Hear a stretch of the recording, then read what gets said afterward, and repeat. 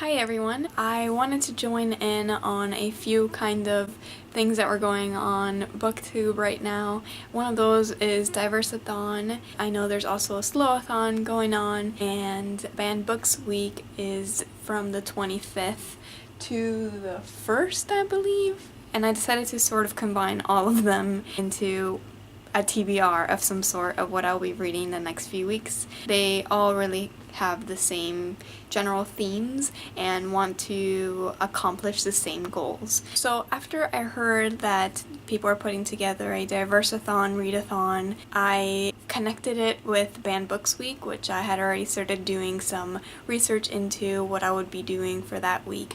And what I found is that Banned Books Week this year, the theme is diversity actually, so it fits just perfectly. So I'm taking a class right now called Foundations of Library and Information Science. That's what I'm studying now. I'm studying to become a information professional / librarian.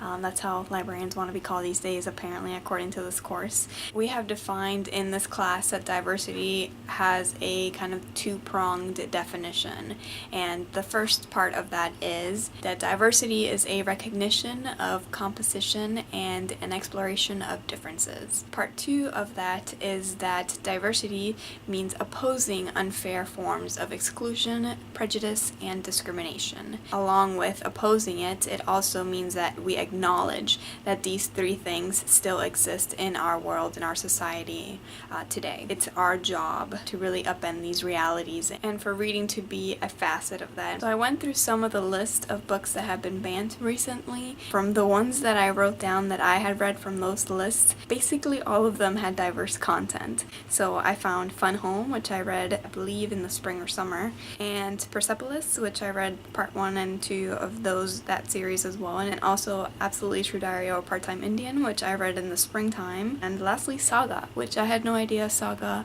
had been challenged. So I thought that it was really interesting that pretty much every single one that I saw on that list had diverse content, and it kind of explains why Banned Books Week and all of the people involved in that are deciding let's focus this year's on diversity. Diverse books, or books with diverse content, are disproportionately more often challenged and banned. Adding on to all of that, for my 2016 reading goals, I had mentioned that two of my goals were, one, to read more diversely, so read more diverse authors and read more diverse content, but number two, to read banned and challenged books. So for all of these reasons that I have supplied so far, I have decided that for the next 3 weeks I'm going to be reading books that are connected in some way to this theme of diversity, either because they are written by diverse authors, have diverse themes, or have diverse content that has been challenged or banned. We'll start with some books that you have seen before on my channel, and I'm kind of using this as another kick in the butt to get to these. One of those is Roll of Thunder, Hear My Cry, which I have started, and I'm almost done actually. I'm more than halfway through it, but I just haven't finished it, and this is the thing to tell me to finish it. I was just kind of busy when I was reading this book, and I put it aside and I never picked it back up. I'm really enjoying it so far, but yes, I still have a ways to go. Oh, and as I go through them, I'll point out the ones that have been banned or challenged too. So this one has been banned or challenged before. The second one is another one that I've had on me for a while now, and that is Colored People by Henry Louis Gates. I've mentioned how much I love Henry Louis Gates and his TV show that he has on PBS about genealogy. This book is less than 200 pages, so I thought I'll put some nonfiction in the mix here, and it's also going to push me to read this book. The third one I have is a children's book, and that is George by Alex Gino. This is by a genderqueer author. This book follows George, who really identifies as Melissa. I have just heard really wonderful things about this book, and I haven't read children's fiction in a while, so I really want to be doing that this time around. The next book has been banned or challenged, and that is Drama, and this is by Raina Telgemeier, and this one is a graphic novel. I believe it's been challenged because of sexually explicit content. I know that they're supporting characters that identify as LGBTQ. I'm excited to see, again, a lot of kids' books portraying these kinds of themes and seeing what those authors do portraying these characters. The next one is Skim, and this is by Mariko Tamaki and Jillian Tamaki, and this one is also a graphic novel. I have talked before about how much I love This One Summer, and it's by the same duo. I believe they're cousins. This one follows a Japanese-Canadian main character. I don't know much about it, and that's kind of how I want to go into it. But just from how much I love This One Summer, I'm excited to get to this one. Speaking of This One Summer, it is another book that I want to actually reread for these 3 weeks. I have to go pick it up from the library though. Future Vanessa here to tell you that good news, I picked up This One Summer from the library.